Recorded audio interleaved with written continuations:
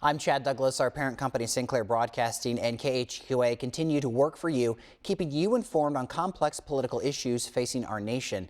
We continue our Connect to Congress initiative now with U.S. Representative Darin LaHood from Illinois' 18th District. He joins us from Washington, D.C. Congressman LaHood, let's get right to it. The Fort Lauderdale airport shooter was on the FBI's radar, having been interviewed in Alaska just a couple of months ago. The Eldar Tsarnaev brother in the Boston Marathon bombing and Omar Mateen, the Orlando nightclub shooter, also on the FBI's radar, yet the shooter was still able to carry a gun and check it in at an airport.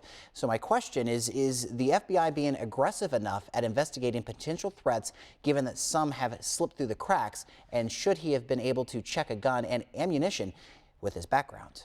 Yeah, well, I will first say I have a lot of confidence in the FBI and our folks that work in law enforcement. They do a tremendous job for our country. I think we need to know the full extent of what happened here. I know there's an investigation going on this. We need to find out the details, the facts of what occurred here. Clearly, this particular individual looks like suffered from some mental illness, and that's been a pattern throughout many of these tragedies. Whether you look at what happened in South Carolina, look what happened in Sandy Hook, what happened in Colorado, mental illness is a huge issue.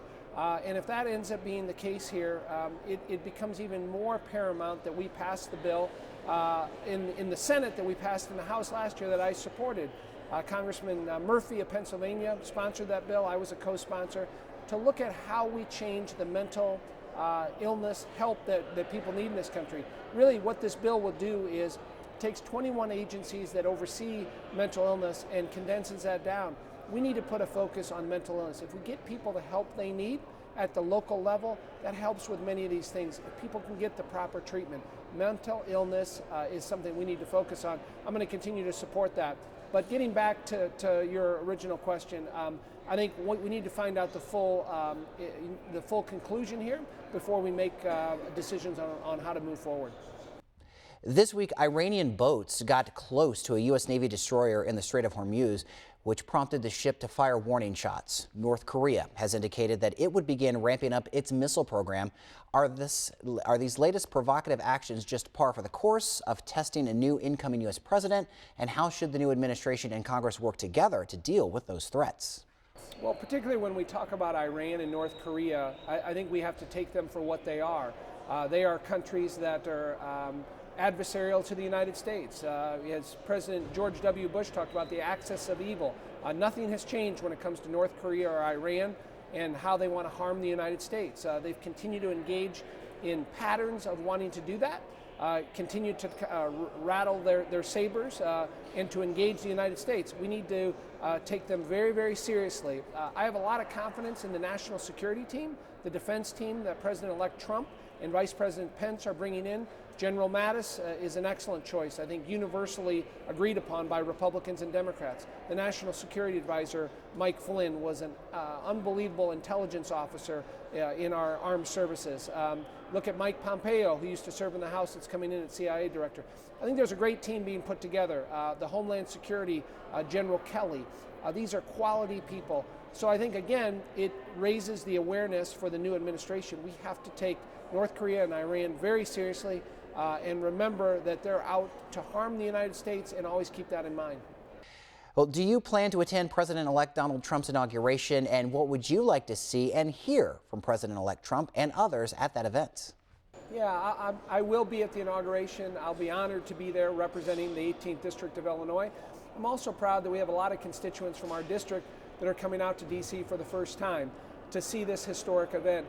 And obviously we had a very contentious election that we went through, but we live in the greatest democracy in the world, and we'll have a smooth transition to the next president. I think we heard that last night from President Obama, the smooth transition. And so I'm looking for a unifying message from President-elect Trump, somebody that brings the divide in this country together so that we can work together in the next Congress and solve some of these major issues we have. $20 trillion debt, a military that's been decimated that we need to rebuild, getting the economy back on track, creating more jobs, more economic opportunities. but again, a vision of optimism in bringing America back again. You know, his slogan, "Make America Great Again." I think we'll hear that and how he intends to fulfill that. But he won with a mandate of people in this country, and I look forward to a great inauguration for our country. The House is taking action to roll back and prevent regulations that could hurt the economy by voting on 3 bills last week and this week. What can you tell us about these regulations and what it means for your constituents? I was proud this week to support a couple of those regulations bills. We'll vote on another one today or possibly tomorrow. You know, I think this particular administration, the Obama administration, has overregulated our economy too much. And really what that means is taking the power away from the congressional branch, from the legislative branch, and too much power in the executive branch. 90% of small businesses support regulatory reform. So if you're a small business in Quincy or Jacksonville or Macomb, you know, there's been way too many regulations on our economy. Talk to farmers, talk to people in the transportation business, talk to a truck driver. Overregulation continues to hurt economic activity in my congressional district, and so we need to rein that in. We all want regulations that are reasonable, but they should go through the legislative process. We shouldn't have bureaucrats in the administration deciding these things without being accountable to the voters. We in the legislature should look at every regulation and make sure that they go through the legislative process so that we're accountable, so people can vote on people that are making these decisions. That hasn't happened. We've had over 3,300 regulations put in place since 2008 that have not gone through the legislative process. I don't think that's the right approach. These bills will help change that. I think you'll see a different approach when it comes to this administration. We have to get the boot off the neck of the economy to let the private sector flourish, more economic growth. I think you'll see that in this administration. I look forward to being supportive of that. And let me just say, we all support clean air, clean water, reasonable regulations, but we have to have that in a more nuanced approach and have the legislators involved in that process. This week, Congress is beginning the process of repealing the Affordable Care Act. What are your thoughts on replacing it? Yeah, I think in the first 100 days here, we will have a repeal of Obamacare. And frankly, let's take Obamacare for what it is. It has not worked. It is going to collapse under its own trajectory if it keeps going the way it is. Remember, in the presidential race, even Hillary Clinton talked about changing health care, that it had to be reformed, that Obamacare had to be changed. So I think there's bipartisan support on that. The replacement is going to be the important part on that. In my congressional district, premiums and costs have gone up 44%. I have one constituent in Jacksonville, Illinois. They've gone up 84% from 2016 to 2017 for him and his wife and his family. That's simply unacceptable. Remember, all of the promises from Obamacare have not come to fruition, that you're going to be able to keep your doctor, you're going to have more health care options, costs are going to go down. We haven't put that system in place.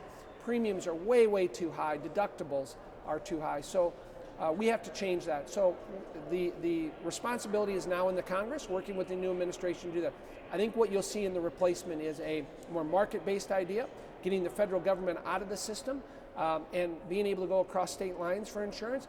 But again, giving more health care options, making it more a cost affordable system. We have to put that in place. I think that's the replacement you'll see. I think that's what the American people want, is a change when it comes to health care, and we look forward to providing that. Congressman LaHood, as always, we appreciate your time.